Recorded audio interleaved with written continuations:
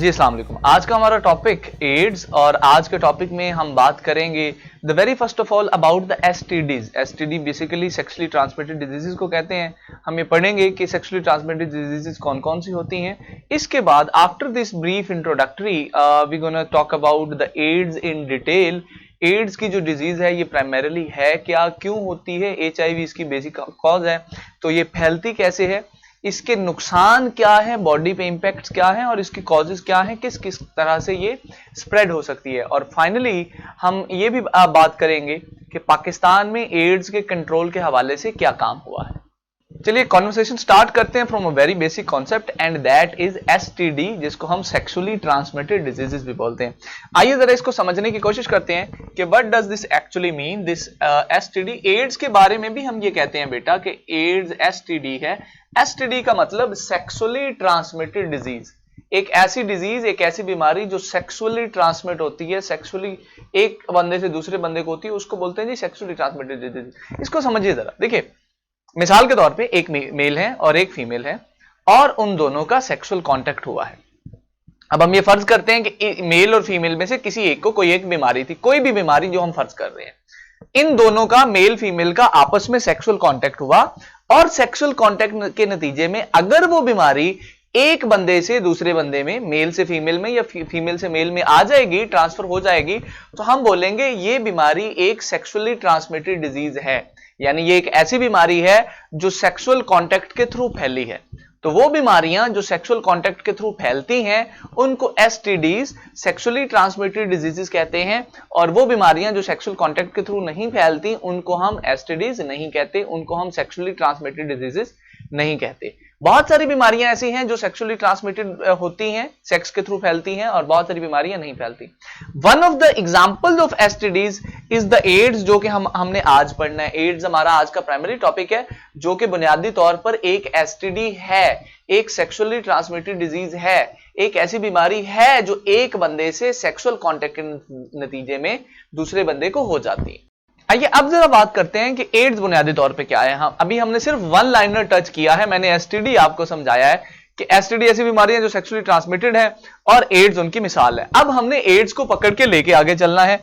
भाई एड्स के बारे में सबसे पहली बात मेरा बच्चा ये है कि एड्स स्टैंड फॉर, ये बीमारी का शॉर्ट नेम है। इसको अगर हम इन डिटेल से देखें तो हमें पता चलता है कि AIDS actually stands for acquired immunodeficiency syndrome. ये है जी इस बीमारी का कंप्लीट नेम। भाई हम कहते हैं AIDS is actually acquired immunodeficiency syndrome. और अगर हम इसकी वजह की बात करें, इसकी कॉज की बात करें कि ये बीमारी जिसको कंप्लीटली हम एक्वायर्ड इम्यूनो डेफिशिएंसी सिंड्रोम कहते हैं, क्यों होती है, तो वी गेट अ पॉइंट कि भाई एक वायरस है जिसको हम बोलते हैं HIV वायरस। HIV का मतलब ह्यूमन इम्यूनो डेफिशिएंसी वायरस, इसकी भी आपको एब्रीविएशन याद करनी है, ह्यूमन इम्यूनो डेफिशिएंसी वायरस। इस ह्यूमन इम्यूनो डेफिशिएंसी वायरस की वजह से मेरा बेटा एड्स की बीमारी होती है, यानी ये वायरस रिस्पॉन्सिबल है for the spread of this disease, जिसको हम एड्स बोलते हैं। अब जैसे मैंने पहले जिक्र किया कि ये एक एसटीडी है जो सेक्सुअल कांटेक्ट के थ्रू भी फैलती है, और लेटर ऑन हम इसके बारे में मजीद भी बात करेंगे। यहां पर आपने अभी तक दो बातें समझनी है। एड्स का मतलब है एक्वायर्ड इम्यूनो डेफिशिएंसी सिंड्रोम, और ये फैलता है एक वायरस की वजह से। उस वायरस को जनाब हम कहते हैं HIV, human immuno deficiency virus. अच्छा, अब थोड़ा सा आगे चलते हैं और ये समझने की कोशिश करते हैं कि इस बीमारी के दौरान एक्चुअली होता क्या है।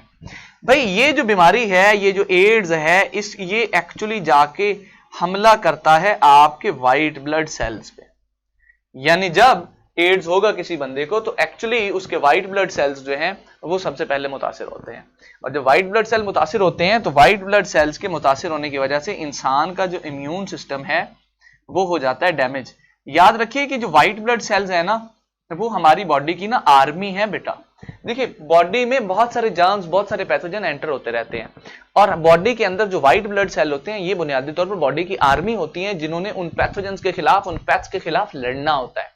अब ध्यान दीजिए कि इस बीमारी में वो आर्मी ही खत्म हो जाती है, इस बीमारी में बीमारी के खिलाफ लड़ने वाली फौज ही खत्म हो जाती है। तो होता है एक्चुअली पता है क्या है, इंसान का जो ओवरऑल इम्यून सिस्टम है एड्स के दौरान वो बिल्कुल खत्म हो जाता है, बिल्कुल डिस्ट्रॉय हो जाता है, कंप्लीटली खत्म हो जाता है।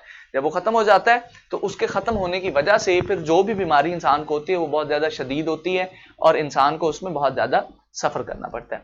थोड़ा सा आगे चलते हैं, एक आधी लाइन आपको इस बीमारी के बारे में यूं याद करनी है। And the next thing is कि ये बीमारी फैलती कैसे। देखिए जी, तीन रीजंस, तीन कॉजेज आपकी बुक में मेंशन है regarding the spread of AIDS. सबसे पहली वजह वही मेरा बेटा कि ये जो बीमारी है ये फैलती है because of the sexual contact. यानी एक बंदे को एड्स है मिसाल के तौर पे, और उसका अगर सेक्सुअल कांटेक्ट किसी दूसरे बंदे से हो जाता है तो उसमें भी एड्स के फैलने के चांसेस हैं, उस बंदे तक एड्स के ट्रांसमिट होने के चांसेस हैं, because it is a STD. ठीक हो गया, ये पहली रीजन है एड्स के फैलने की, सेक्सुअल कांटेक्ट। दूसरी रीजन है यूज ऑफ इंफेक्टेड सिरिंजेस। ये बड़ी इंपॉर्टेंट चीज है, इंफेक्टेड सिरिंजेस। अब इंफेक्टेड सिरिंज के यूज का मतलब यह है कि मिसाल के तौर पे एक बंदा है जिसको एड्स है, अल्लाह ना करे, और उस बंदे को डॉक्टर ने सिरिंज लगाई या कोई ऐसा इंस्ट्रूमेंट लगाया जो कि सर्जरी से रिलेटेड था, और वो वही इंस्ट्रूमेंट या वही सिरिंज बगैर साफ किए, पहली बात तो ये कि सिरिंज को इस्तेमाल ही एक बार किया जाना चाहिए, ठीक है। अच्छा, वही सिरिंज जो किसी एड्स वाले बंदे को लगी थी, उसी सिरिंज को यूज करते हुए किसी और बंदे की ब्लड ट्रांसफ्यूजन कर ली गई, तो इससे ये होगा कि एक बंदा जिसको एड्स है उसके जरासीम दूसरे बंदे में आ जाएंगे, इस तरह से भी एड्स के फैलने के चांसेस होते हैं। Now this is the second reason. और अगर हम तीसरी रीजन की बात करें तो जनाब यूज ऑफ इन्फेक्टेड ब्लड। मिसाल के तौर पे अगेन ये बात वही है, एक बंदा जिसको एड्स है, अगर उसका ब्लड जो कि डेफिनेटली इन्फेक्टेड होगा, वो आप किसी दूसरे बंदे को लगाएंगे, किसी दूसरे बंदे पे उसका यूज करेंगे, किसी दूसरे बंदे के अंदर उसको ट्रांसफर करेंगे, ट्रांसफ्यूज करेंगे, तो उसकी वजह से भी एड्स के फैलने के चांसेस मेरा बेटा ज्यादा। सो अभी तक हमने पढ़ा एड्स का मतलब क्या है, एचआईवी का क्या मतलब है, इस बीमारी में होता क्या है और इसकी कॉजेज क्या है। इसके बाद आपकी बुक में एक छोटा सा टॉपिक है जो कि एज सच इंपॉर्टेंट नहीं है, बट एटलीस्ट आपको पता होना चाहिए because it is mentioned in the book, and that topic is national policy for AIDS, NACP. आइए जरा उसकी बात करते हैं कि एनएसीपी क्या है जी। भाई ये एड्स ना आप ऐसे समझिए, आजकल नहीं बल्कि पिछले 30 40 50 साल में दुनिया की सबसे बड़ी बीमारियों में से एक बीमारी है एड्स। ठीक है, तो इस हवाले से हुकूमत की पाकिस्तान ने भी काफी ज्यादा काम किया है और एक पॉलिसी बनाई एड्स के कंट्रोल के लिए, जिसको कहते हैं NAACP, national AIDS control policy. ये पॉलिसी जनाब गवर्नमेंट ने बनाई 1983 में, और 1983 से ये पॉलिसी चल रही है और 2005 तक ये पॉलिसी चलती रही है। 2005 में इस पॉलिसी के हवाले से थोड़ा सा काम किया गया। आपको 3-4 बातें यहां पर याद रखने की जरूरत होगी। एग्जामिनर पूछ सकता है आपसे एनएसीपी के हवाले से कि एनएसीपी के थ्रू हुकूमत ने क्या क्या स्टेप्स लिए। तो इट स्टार्टेड इन 1983, 2005 तक ये किसी न किसी तरह से किसी न किसी मॉड्यूल में चलती रही है। इसके कुछ ऑब्जेक्टिव्स हैं, एनएसीपी के, नेशनल पॉलिसी फॉर एड्स के कुछ ऑब्जेक्टिव्स हैं। आइए जरा उनको वन बाय वन स्टडी करते हैं। भाई सबसे पहला ऑब्जेक्टिव है एनएसीपी का, to change public attitude towards AIDS, कि जो लोग हैं उनका रवैया हम एड्स के थ्रू एड्स की तरफ बदल सकें, लोगों को एड्स के खतरनाक होने का, लोगों को एड्स के डेंजरस होने का एहसास दिला सके। Now this is the first objective of NACP जो कि हुकूमत पाकिस्तान कर रही है। This is the first thing. The second thing is to create a demand for information for AIDS, demand for information. दूसरा इसका जो ऑब्जेक्टिव है वो है जी, to create a demand for information for AIDS. जो एड्स है या एचआईवी है उसके अगेंस्ट, उसके हवाले से इंफॉर्मेशन क्रिएट करने की डिमांड क्रिएट करना, यानी लोगों के अंदर इसके बारे में जो इंफॉर्मेशन है उस हवाले से अवेयरनेस पैदा करना कि लोग एड्स और एचआईवी से मुतालिक इंफॉर्मेशन को लेने में सीरियस हो जाए। और तीसरा मेन ऑब्जेक्टिव एनएसीपी का है मेरा बेटा, is to maintain an attitude between the health workers.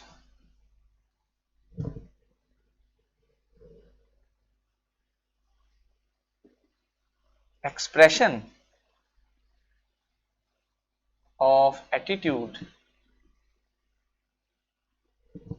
Among health workers, जो हेल्थ वर्कर्स हैं यानी वो लोग जो सेहत के शोबे में काम करते हैं, उनके दरमियान